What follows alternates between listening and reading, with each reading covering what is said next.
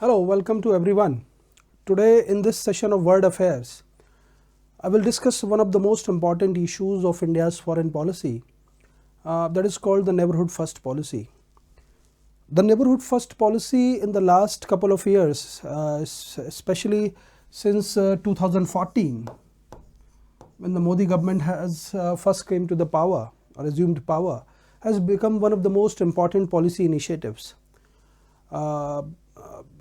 Which defines India's neighborhood relations or bilateral relationship with many of the countries of South Asian region. So far as the neighborhood policies are concerned, that has always been at the core of India's foreign policy, and successive governments since independence has their own version of neighborhood policies with slight modifications here and there.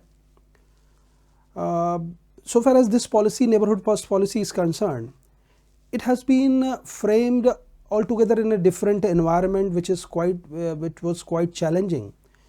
Challenges of neighborhood which were quite challenging in the sense that increasing socio-political and economic crises or instability in India's neighborhood, big power or major power interventions in India's immediate vicinity.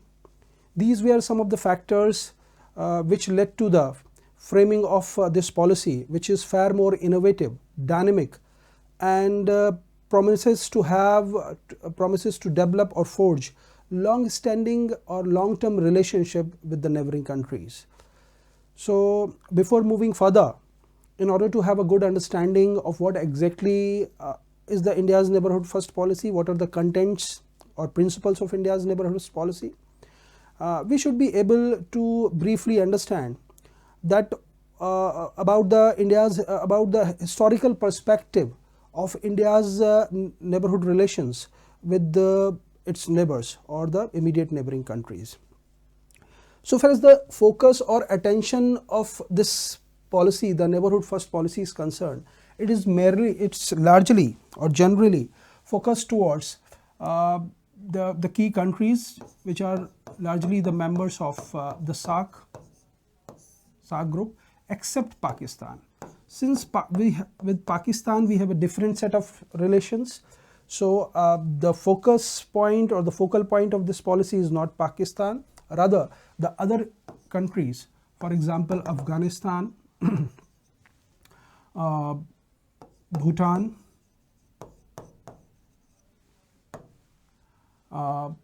Bangladesh, Nepal,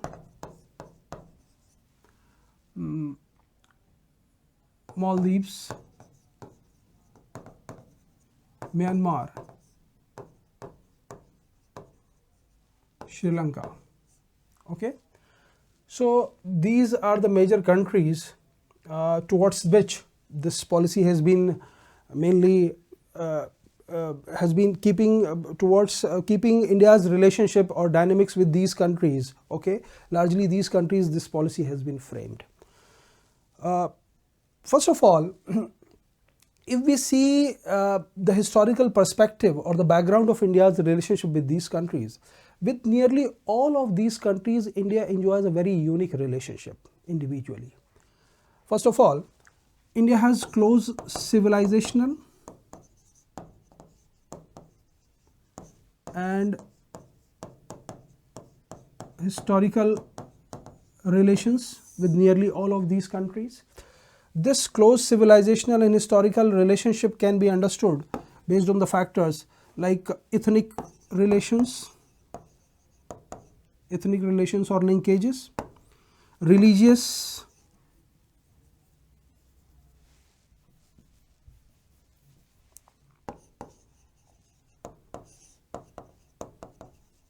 linkages, cultural linkages, okay, linkages based on language,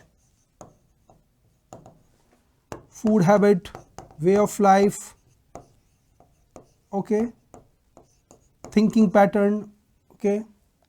So these are some of the factors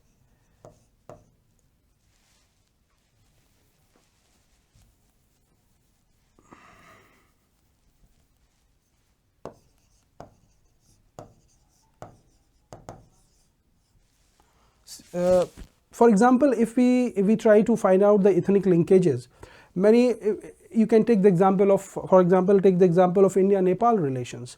See, many of the people who are of the Nepali ethnicity or a Nepali origin, they have been living in India for centuries, or they are the part of the Indian, they are the Indian citizens. For example, in the states of Sikkim, Uttarakhand, Himachal Pradesh, there are many people of Nepali origin, okay, and they have a very strong ties or strong linkages from the other side of the border, from Nepal, okay. So this creates a kind of linkages, very strong bonding or linkage between the people from the either side of the border. Take for example Myanmar. See, people of Myanmar, especially of the Chin ethnicity, okay, they have a very strong family and ethnic ties in many of the states. For example, either in Mizoram, Nagaland, Manipur, ethnic ties, and they keep on moving from one side of the border to the other. So this kind of, there is a very strong linkage, a very deep linkage between the people from both the side of the border. As in the case of Bangladesh, you can say the Bengali culture, the people from both the sides of the border, they keep on moving from here and there, and therefore enjoys a very special kind of relationship. As in the case of Sri Lanka also, this is one of the glaring example. The people of the Tamil Nadu, the Tamil origin, they have a very strong ties or ethnic linkages from the people, the Tamil people living in the Sri Lanka, and vice versa. So this kind of relationship is very unique and rare if we see the whole scenario, whole world. So this creates a kind of sentiments, the relationship which is based on sentiments, which is the relationship which is based on emotions, etc., etc. And you must be aware of this fact that in framing the policy, so far as the framing of any policy, or so far as the foreign policy of any country is concerned, the public opinion, the public sentiments, emotions cannot be divorced from it. It plays a very important or crucial role so far as the framing or of any foreign policy or with respect to any country is concerned. Either in case of India, either in case of Nepal, Bangladesh, the public opinion, the sentiments of the public are very important. So this makes this region as a whole a very holistic region, a single region, because of this similarity or affinity between India and all these countries together, and these together is called the South Asian region, okay. So this makes India's, in a nutshell I would say, this makes India's relationship with these countries very special, very unique, based on sentiments, emotions, rather than purely a cosmetic type of relations which is professional, and it's not like that, okay. And this has the impact on the foreign policy or any policy towards these countries. Apart from that, the other factor which is very determining is that if we see India's location in this region, India is surrounded by all these countries, okay. India is in the middle. If we see the geographical location, India finds place in the middle and is surrounded by all these countries. And with all of these countries, not nearly, with all of these countries, India either shares a land border or maritime border. For example, with Sri Lanka and with the Maldives, we share the maritime border, and with the rest of the country, we share the land border. And I am taking Afghanistan also in this category because I am considering the Pakistan occupied Kashmir as a part of India. So this makes India's position geographical wise very unique, and India being at the center surrounded by these countries is the largest in size also. And not only in size, if we just have a look on the parameters, on the factors on which the try to understand the symmetry between India's and these countries, relations, dynamics between India and these countries. The first is, either if you take population, India is largest. Territory wise, okay, India is largest, okay. Scientific and technological development, India is largest. Military might, India is largest, okay. Most importantly, the size of economy, India is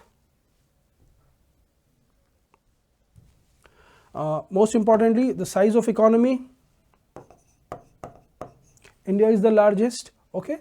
So here according to some estimates of the foreign policy experts who have a very deep understanding on India and its neighborhood relations, that India has around 2/3 of resources, or combined together all of these countries, vis-a-vis combined together all of these countries.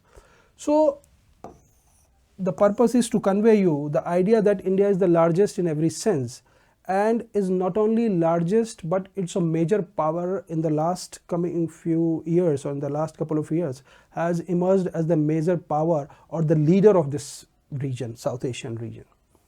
So this created a kind of asymmetry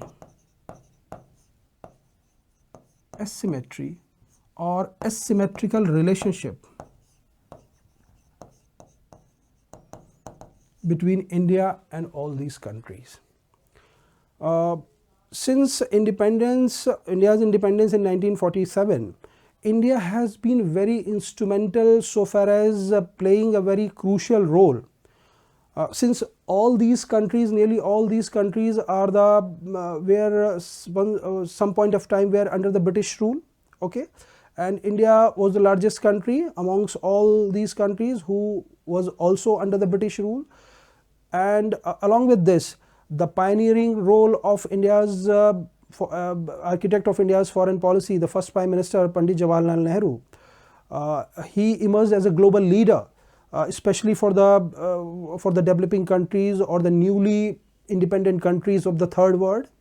So under his tutelage, under his leadership, these countries started thinking India, or started viewing India as the major power, as a leader country, who would, or which would provide a leadership role, okay, whenever they are in need, whenever they are in crisis, all that. So this created a kind of, apart from asymmetrical relationship in terms of size and in terms of all these factors, this created a kind of impression, or in amongst these countries, or they looked towards India, started looking towards India with a lot of expectations in the sense that whenever they were in crisis, either a political crisis or any other crisis, they looked towards India for guidance or help, that India would come to their help, because India was the largest power due to geographical proximity, due to other affinity. It was natural for them to look towards India whenever they were in need or in crisis, etc., etc. This was the one side of the coin.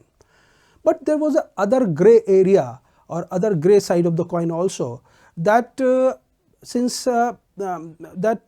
because of this asymmetrical relationship, and the relationship was, as I said, that based on sentiments and emotions rather than pure factual or cosmetic type of relationship, they also increasingly became more anxious or doubtful or skeptical about India's role, or increasing role, or increasingly powerful position in this region. They started harboring the impression that India, being a major power in this region, tends to develop a hegemonic attitude, or tends to have a big brotherly approach towards them, and whenever it needs and whenever wishes, tries to impose their conditions or will forcibly upon them.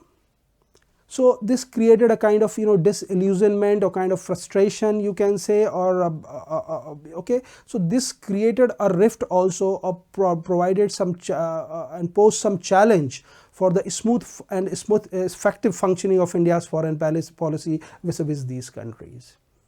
Here I would like to mention that I'm not saying their impression was totally wrong or based on illogical criteria, etc., etc. Because India was a rising power, a major power. India has its own, and one thing more I would like to add here, along with these grievances which they echoed against India, they also said the smaller countries, these smaller neighboring countries, were also had some consistent complaint against India, that whenever India needed them, whenever India is in the crisis or needs them, then turns to them. Otherwise, India is engaged in their own affairs, in their own problems, engaged in own problems, etc., etc. So this created a kind of disillusionment, and it was their constant grievance that India does not pay adequate attention towards them, does not pay adequate attention towards their problems, towards their concerns, etc., etc. So this was a kind of background which India has been facing, Indian foreign policy has been facing, and this created a lot of hindrances so far as the smooth and effective functioning of India's foreign policy and neighborhood policy with respect to these countries.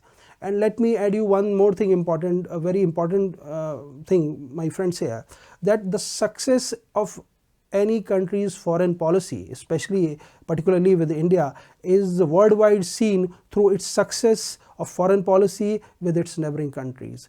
If the relationship with the neighboring countries are strained or not good enough or smooth, it has its impact, or it has its implication on the success of overall foreign policy of the country. So the foreign policy, the success of the foreign policy is judged through the success of its foreign policy vis-a-vis the neighboring countries. And India was an aspiring power in the last 2 decades. India has started thinking started playing as a major role for a global power. So these were some of the crucial factors. These were the key background.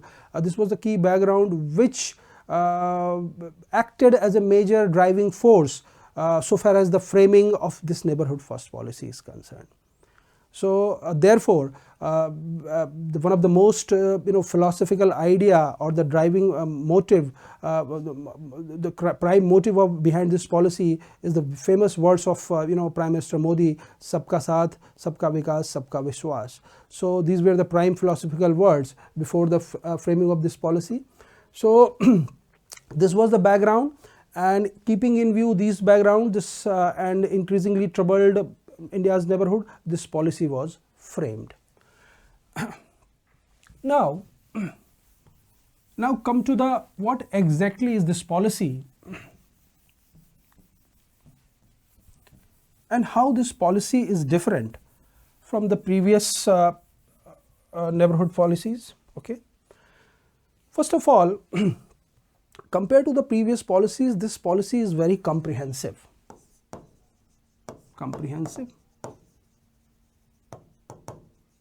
Comprehensive means it has the long-term vision,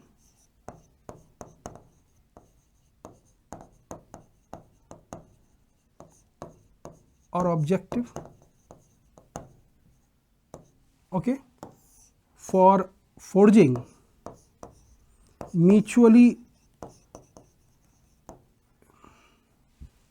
or developing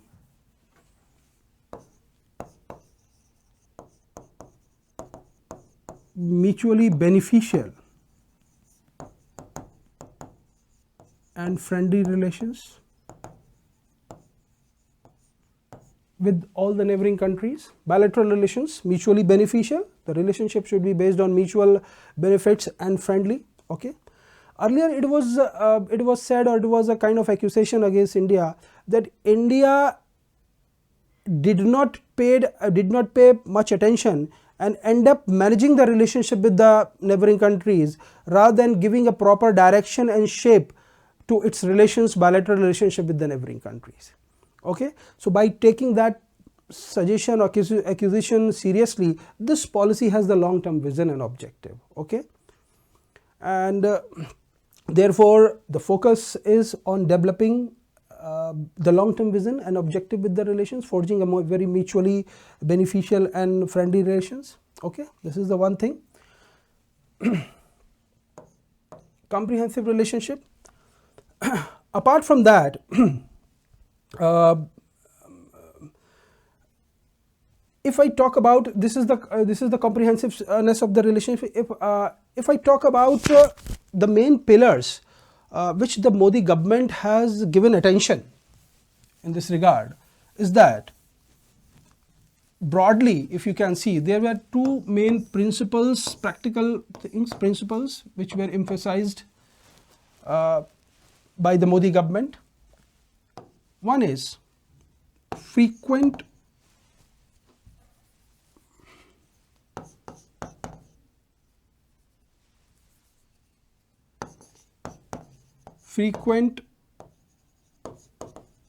official or leaders visit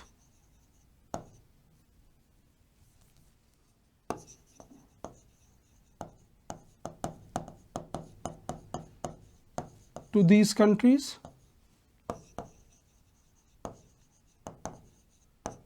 And second is the connectivity.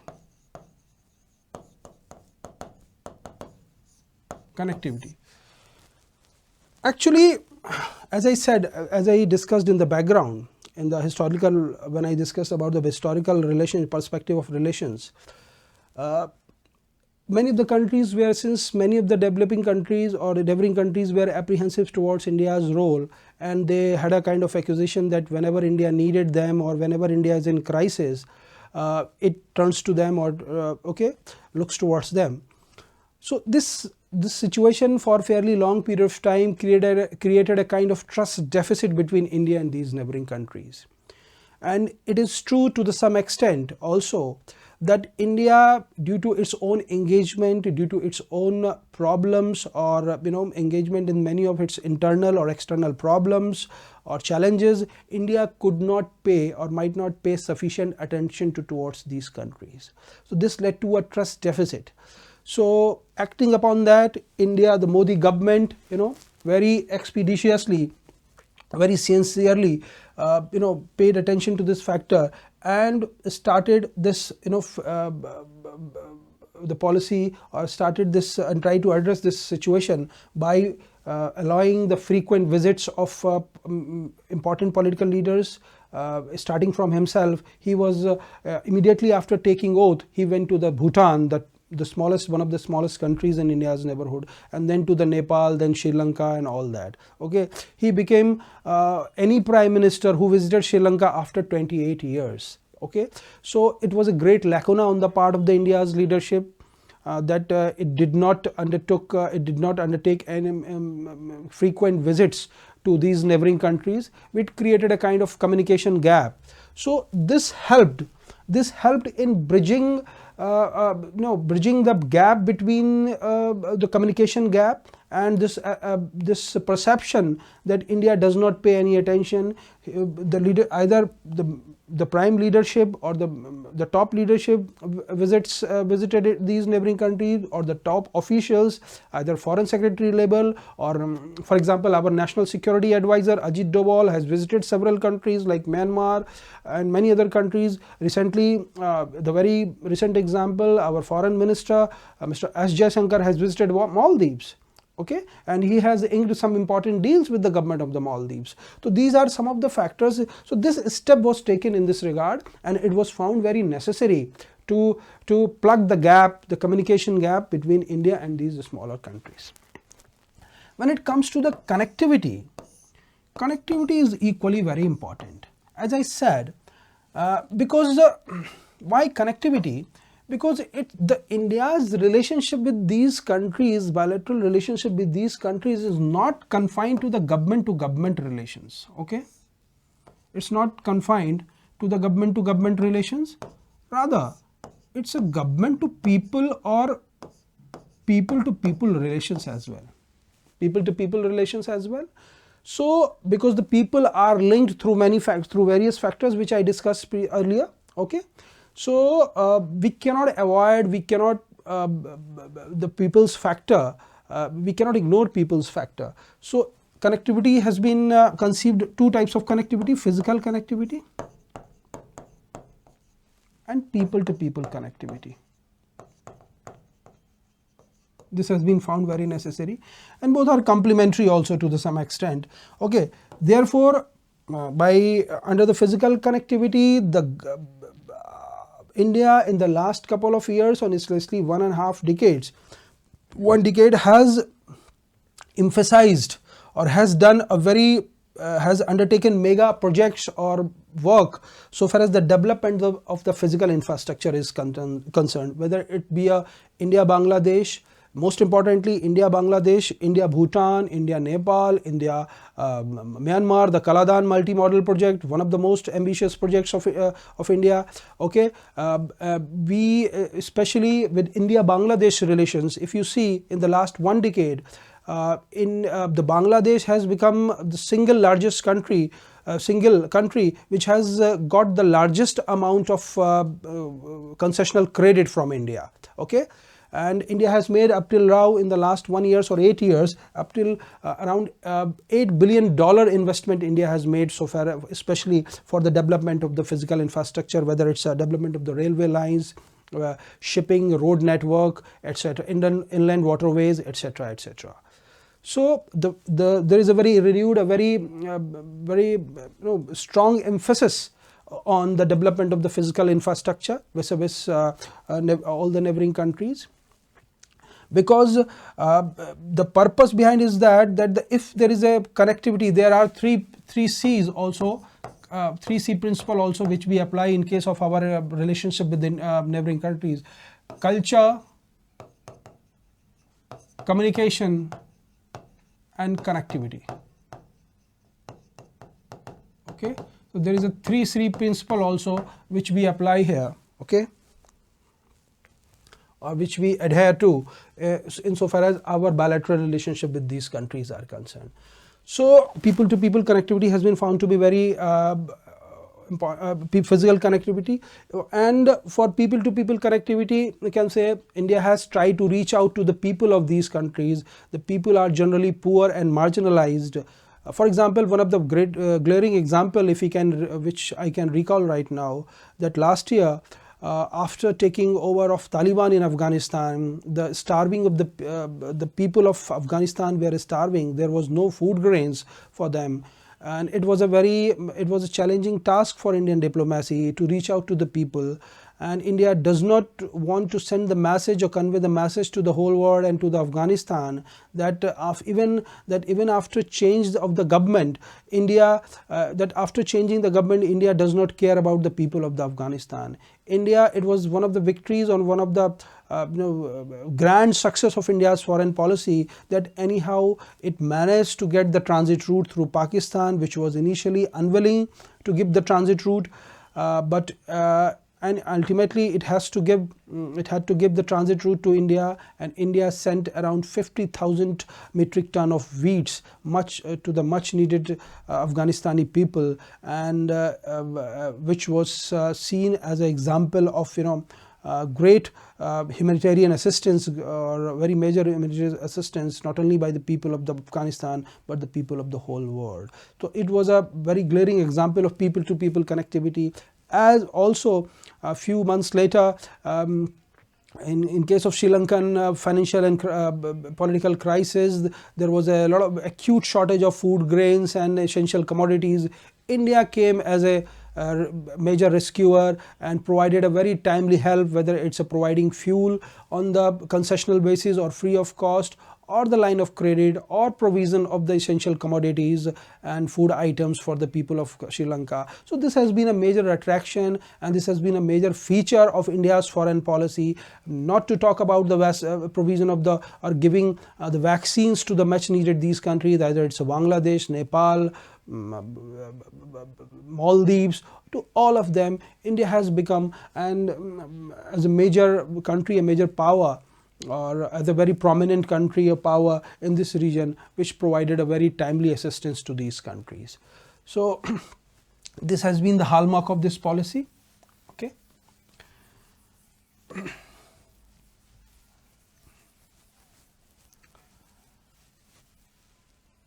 So apart from that, another attraction of this neighborhood first policy is that earlier India, when India used to deal with these countries, or earlier the bilateral relations of India with these countries were more India-centric, or India first approach. Okay, India first approach, because of certain reasons. Here, one thing you need to understand, why India-centric and India first approach? Because India was always concerned, or about a security concern vis-a-vis these countries.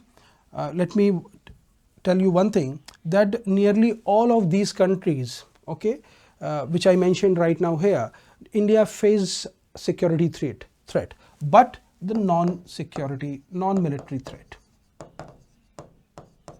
non-military threats with nearly all of these small countries. Okay. So far as the military threat is concerned, we face from two countries only, Pakistan and China, though these are not part of the not the focus point of the India's neighborhood first policy. So I'm not going to mention about here. Everybody knows about the this fact that with Pakistan and China, from Pakistan and China we face military threats.